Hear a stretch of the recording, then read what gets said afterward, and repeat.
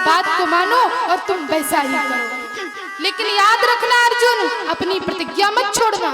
अर्जुन भगवान के आगे हाथ जोड़ करके खड़े हो गए। जय हो टेढ़ी टांग वाले, तुम्हारा तो बोलना भी टेढ़ा है, तुम्हारा तो चलना भी टेढ़ा है। अरे भाई, किसी का चीर चुराते हो तो किसी का चीर बढ़ाते हो, तुम्हारी कुछ नहीं है।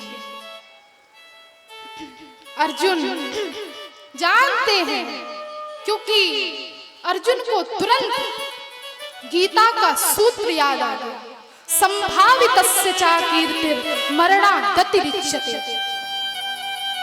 क्या सूत्र याद आया?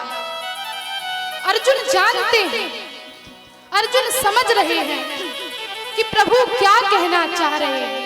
क्यों अर्जुन क्यों समझ रहे? क्योंकि अर्जुन को भगवान ने गीता का ज्ञान दिया है, और गुरु जब ज्ञान देता है तो परीक्षा भी लेता है, इसलिए भगवान टेढ़ा करके बोल रहे हैं। लेकिन अर्जुन जानते हैं, अर्जुन को गीता का सूत्र याद आ गया, संभावितस्य च कीर्तिर् मरणादतिरिच्यते। ब्राह्मण यदि अधम है, ब्राह्मण यदि पतित है, तो उसके वध के अनेकों उपाय हैं। गला काट करके उसकी हत्या कर देना यही वध नहीं है, गोली से मार देना यही हत्या नहीं है, तलवार से मार देना यही हत्या नहीं है। बोले फिर, बोले बपनम द्रविणादानम स्थानान् निर्यापणम तथा एष हि ब्रह्मबन्धूनां वधो नान्योस्ति दैहिकः। बोले ब्राह्मण यदि अधम है, ब्राह्मण यदि पतित है, तो उसके वध के अनेकों उपाय। बोले क्या?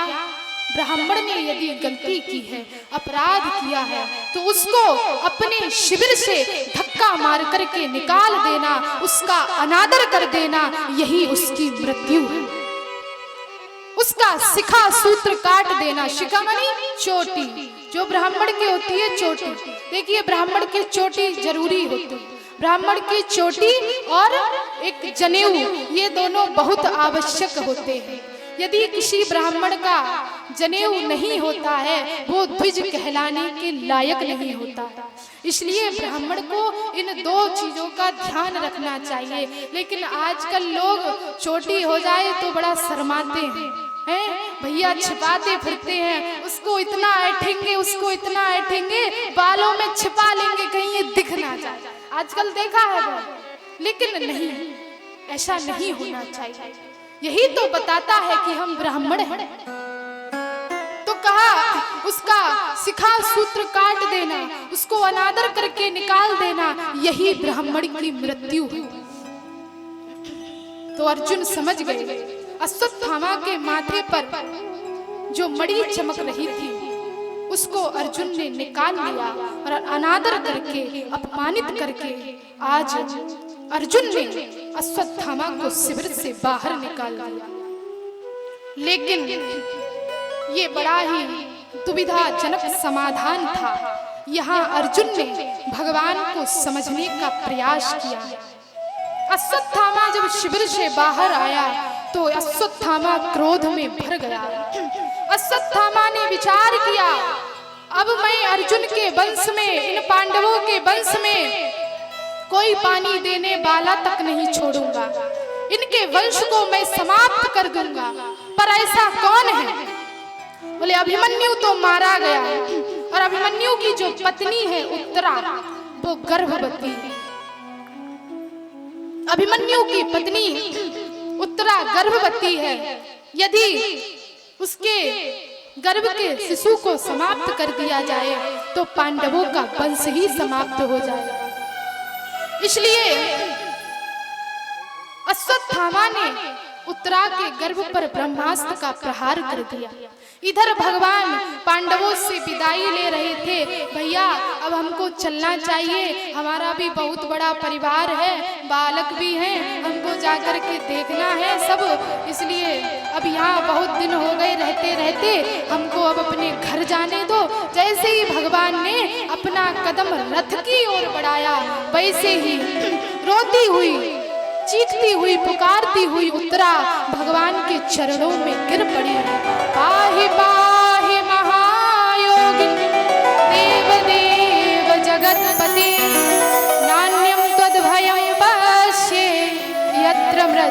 परस्परम। दौड़ती हुई उत्तरा आई, भगवान के चरणों में गिर पड़ी, प्रभु रक्षा करो रक्षा करो। भगवान सावधान हो गए, देवी क्या बात है, क्यों रो रही हो? प्रभु मैं मरने से नहीं डरती हूँ, लेकिन ये तेज पुंज मेरी ओर बढ़ा चला आ रहा है। मैं मरने से नहीं डरती, लेकिन आपके द्वारा रक्षित ये वंश है, कहीं ये ब्रह्मास्त्र मेरे गर्भ के शिशु को समाप्त ना कर दे।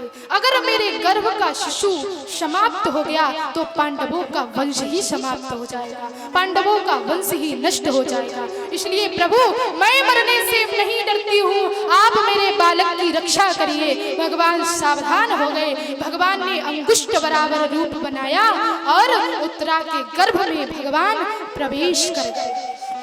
भगवान ने अश्वत्थामा के ब्रह्मास्त्र को अपने दिव्य प्रताप से शांत किया और गर्भ में जो नन्हा सा बालक बैठा हुआ है वो भगवान की दिव्य छवि को अपने अंदर बसा रहा है, दिव्य भगवान की छवि को अपने हृदय में उतार रहा है, नन्ही नन्ही आंखों से भगवान का दिव्य दर्शन कर रहा है। और भगवान उस बालक की अश्वत्थामा के ब्रह्मास्त्र से रक्षा करते हैं। पुनः भगवान जब उत्तरा के गर्भ से बाहर आए तो उत्तरा की ओर भगवान ने देखा, भगवान ने कहा देवी अब तो कोई कष्ट नहीं है। तो उत्तरा के शब्दों में भगवान का धन्यवाद दे, नेत्रों से अश्रु बह रहे हैं, वाणी अवरुद्ध है, किन शब्दों में भगवान का धन्यवाद दे, मूक वाणी से ही भगवान को धन्यवाद दे रही है। कितनी सहजता से आज प्रभु ने मेरे गर्भ के शिशु को बचा लिया। तो इस प्रकार से भगवान ने उत्तरा के गर्भ के बालक की रक्षा की है। अब भगवान ने कहा कि अब तो हमें चलना चाहिए। जैसे ही भगवान आगे बढ़े तो इस बार कुंती मैया भगवान के चरणों में गिर पड़ी। गोविंद मेरी नैया उस पार लगा देना, गोविंद मेरी नैया उस पार लगा देना, गोविंद मेरी नैया उस पार लगा देना, गोविंद मेरी नैया उस पार लगा देना। अब तक तो निभाया है, आगे भी निभा देना। अब तक की तो सभी भगवान से प्रार्थना करें, आगे भी निभा देना।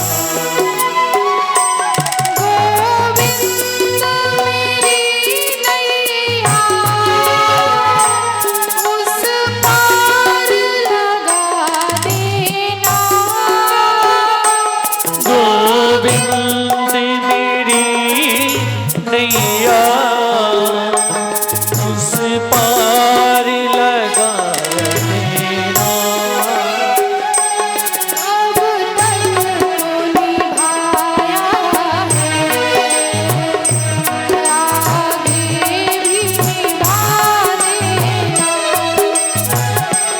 अब तक के तूने